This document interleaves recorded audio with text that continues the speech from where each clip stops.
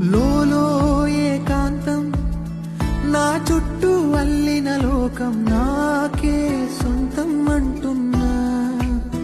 విన్నారా నేను నా నీడ ఇద్దరమే చాలంటున్నా.